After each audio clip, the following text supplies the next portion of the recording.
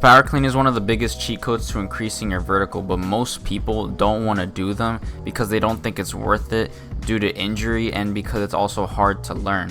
But power cleans are complex. That is the whole point of them. It requires you to be mobile, coordinated, and powerful, which is why it's good to learn for your vertical jump. And if you don't want to learn the power clean, that is exactly what the problem is. Learning the power clean gives you more of an ability to actually learn overall. So what you need to do if you want to improve your vertical jump, you gotta learn how to push into your penultimate step, how to have just good jump technique overall, how to use your block foot to transfer your momentum. If you can't learn that, if you can't learn an Olympic weightlifting movement, how are you gonna expect to have a higher vertical jump? But to let you know the actual benefits of the power clean is going to give you massive power inputs, especially in that second pull here. As you can see here, I'm doing clean pulls here. This is me practicing that second pull.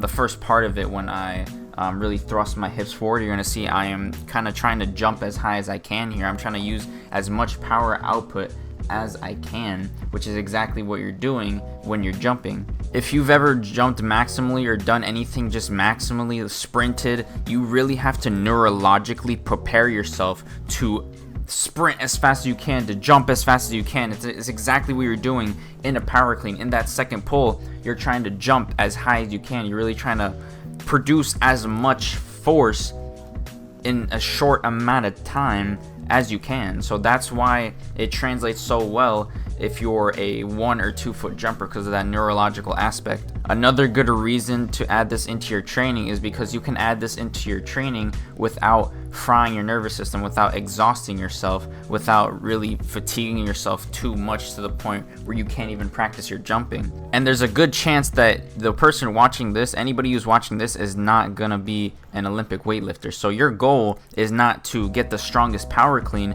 Your goal is to jump higher and be a better athlete. So adding this into your training safely and correctly can actually really benefit you, because you're not going to be frying yourself, and you're not going to be doing this all the time compared to jumping. You're going to be doing this and jumping at the same time, but this is good to add because of how well it translates over to jumping. It's like as if you were jumping, but obviously you're not. It's very similar though, but the most specific thing is jumping. So that's why it's good to be able to have this, add this into your training safely and correctly, and to be able to also jump at the same time, do the specific thing that you are trying to get better at.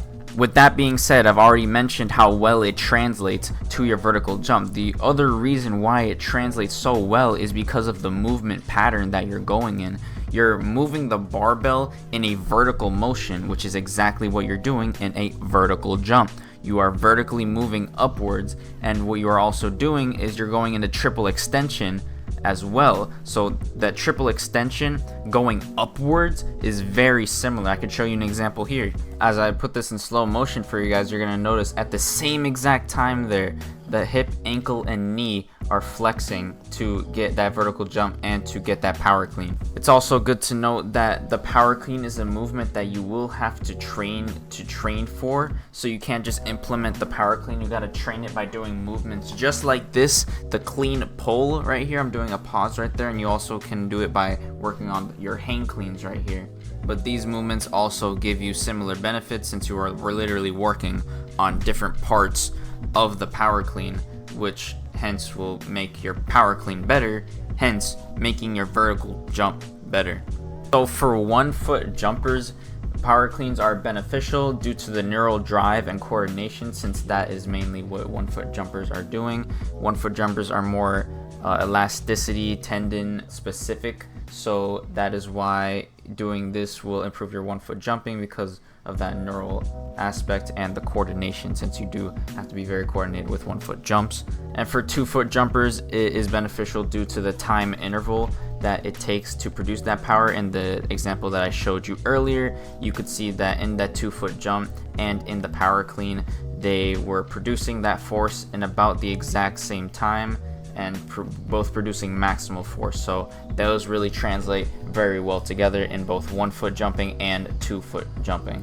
So overall, to give a summary of what I just said, because it may or may not have been a lot to take in, and maybe a video that you might need to watch multiple times to understand the benefits of the power clean for your vertical jump. But basically, it will improve your vertical jump because of how similar the benefits are of your power clean are to actually improving your vertical jump. They're almost pretty much the same, the kind of benefits that you're getting. So if you literally do a power clean, you will most likely be able to jump higher. And then so if you do your power cleans and do the specific thing that'll make you jump higher, jumping, doing those together, it really just translates so well to be able to really get that more specific training to be able to improve your vertical jump as a 1 foot or 2 foot jumper. So I really hope that you guys got a lot of value out of this video, and if you didn't want to train power clean before, I hope you do now. If you like this video, I would recommend you check out my other videos. I also have a video, which was my last video, talking about the benefits of clean pull. So if you want to see that, go check that out if you want more value out of that. So if you enjoyed this video, I'm on the road to a 40-inch vertical, which would help me be able to dunk on 10 feet. So if you want to see that and more tips just like this on how to improve your vertical jump for dunking and or your sport, please like and subscribe. Hope you enjoyed. I'll see you in the next one. Peace.